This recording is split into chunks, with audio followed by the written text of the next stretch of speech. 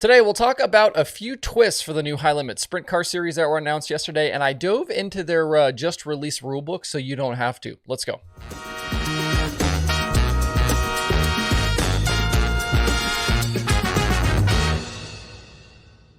It's Wednesday, February 22nd. I'm Justin Fiedler. This is Dirt Tracker Daily. Just about 24 hours ago from when you're probably watching this video, the new High Limit Sprint Car series from Kyle Larson, Brad Sweet, and Flow Racing announced a few interesting twists for their races in this first year. They will institute the choose cone for double file restarts, meaning that drivers can pick the high lane or the low lane for restarts where they go double file. That could allow guys to move up rows if there's a big preference in lanes. It's something we've seen in various short track series before, and NASCAR actually instituted the same rule just a few years ago. Also, they will have what they are calling the Durst dice roll following the night's dash. It will be first offered to the dash winner, and then if that person refuses, the second place dash finisher will also have this chance. Whoever decides to participate will roll a pair of dice, and the combined total of the dice will be where they start in the feature. So from as high as second if you get snake eyes, or as low as 12th with 2 6s. If they roll the dice and win, they'll earn additional money on top of their winnings for moving back in the field. So winning from second will add an additional $2,000 with an additional $1,000 available for each spot they move back. So if a driver starts 12th, they'll bank an additional $12,000. Definitely some interesting additions to mix things up, and the announcement seemed to get pretty positive feedback from the people that I saw across social media. And as a quick refresher on High Limit, 12 midweek sprint car shows from March 21st through October 11th. 11 races count towards the series championship. 9 of those will pay $23,000 to win. One of the 12 races will pay $32,000 to win, and 2 of them will pay $50,000 to win. We'll see them at Tulare, Lakeside, 34, Kokomo, Wayne County, Tri-City, Eagle, Grandview, Huset's, Lernerville, Bridgeport, and Lincoln Park. All of them except that first non-points race at Tulare fit very nicely into the World of Outlaws schedule. So far, drivers committed to the new league include Corey Eliason, Danny Dietrich, Brent Marks, Justin Peck, Buddy Kofoid, Rico Abreu, and Kyle Larson. We also know that Alex Bowman plans to support as often as he can, kind of in between his NASCAR schedule. In the release from the series yesterday, though, the series also shared its 2023 rulebook, and there are a few things in it that I wanted to point out today. I read through most of it here, so you don't have to. First, and I had heard this elsewhere, but industry veteran Tommy Estes will serve as the series director. Tommy was most recently the general manager for I-70 Motorsports Park in Missouri. He also previously ran Dodge City Raceway Park and was the competition director for the ASCS for a number of years. We know that for last season, that high limit race that they ran at Lincoln Park utilized a lot of the USAC infrastructure and people. And there was going to be a completely different group of people that were going to run the Wayne County show, but they obviously needed to have some sort of permanent solution going forward. So Tommy, I think, is a solid pickup for High Limit. Will give the series some experienced leadership. Early on in the rule book, there is a mention of membership, and drivers who are going to compete full-time must agree to a, quote, entrant agreement. It does provide them with 3 free pit passes, provisionals, and the ability to participate in that points fund. There's also something in here about a, quote, double down agreement that it appears drivers must somehow qualify for at some point.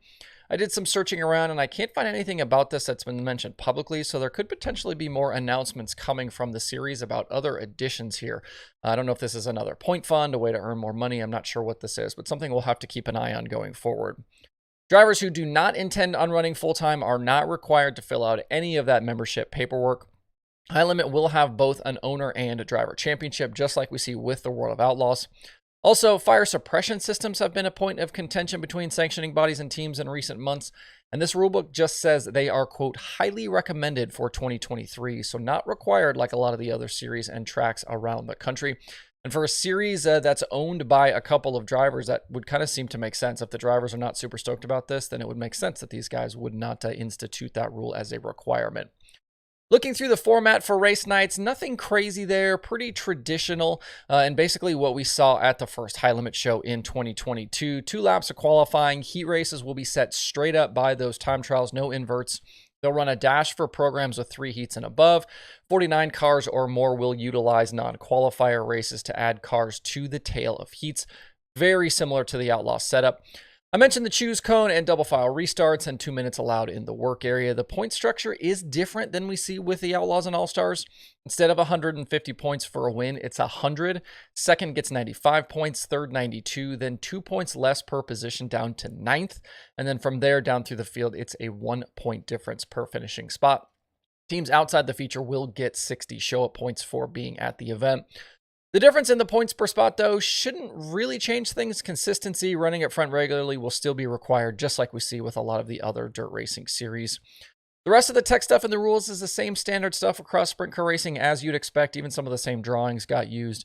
The rules being standardized is what allows guys to easily race with different series and different tracks all around the country without needing to change their cars.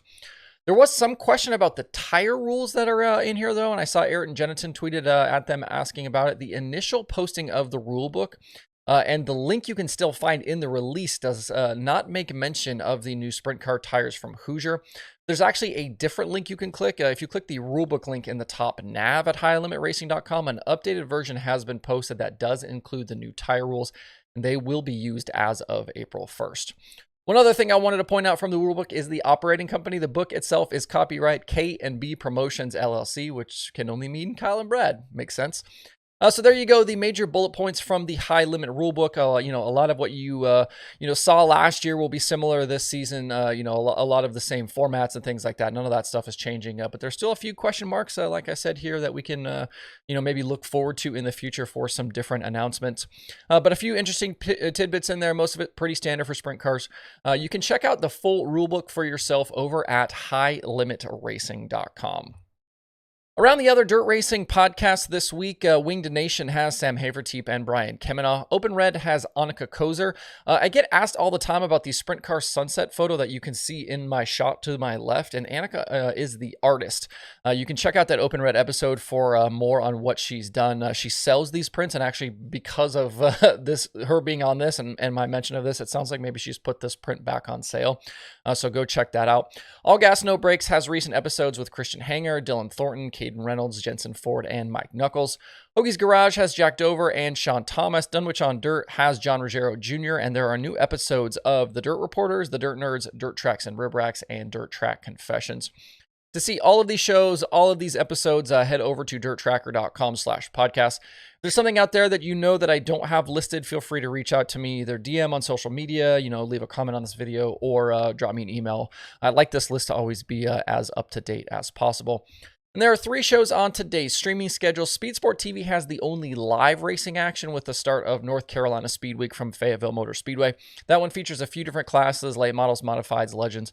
There's also Flow Racing 24/7 and Dirt Vision. Now, to see the full daily streaming schedule with links to watch, visit dirttracker.com/watch tonight.